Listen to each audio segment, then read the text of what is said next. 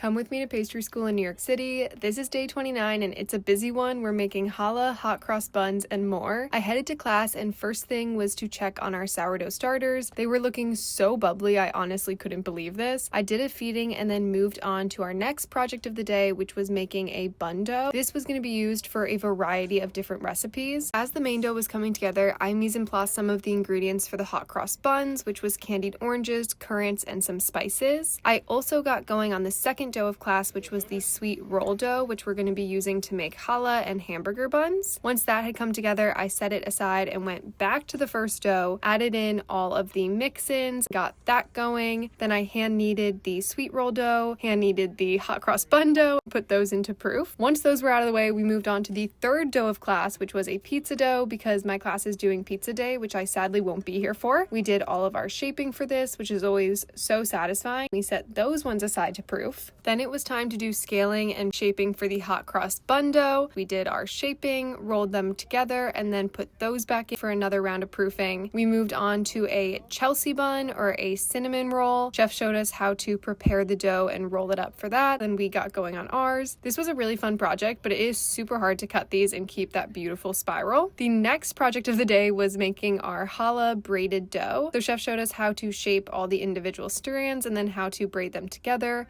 Of course, his looked beautiful. I went on to making mine. Rolling out the strands evenly is definitely the most difficult part, but I honestly was super happy with how my braid turned out. We set those aside to proof, and then some of our Chelsea buns and hot cross buns were ready to go into the oven. So I piped on the topping for the hot cross buns and then put those in. Everything was looking so good coming out of the oven, beautiful and golden brown. We did a little bit of an egg wash on our challah and then put that. As the Chelsea buns were getting their finishing touches, I moved back to the hot cross buns and did a little bit of simple syrup on top. And then we took out our challah, and that was it for the day. It was so much fun, but so hectic.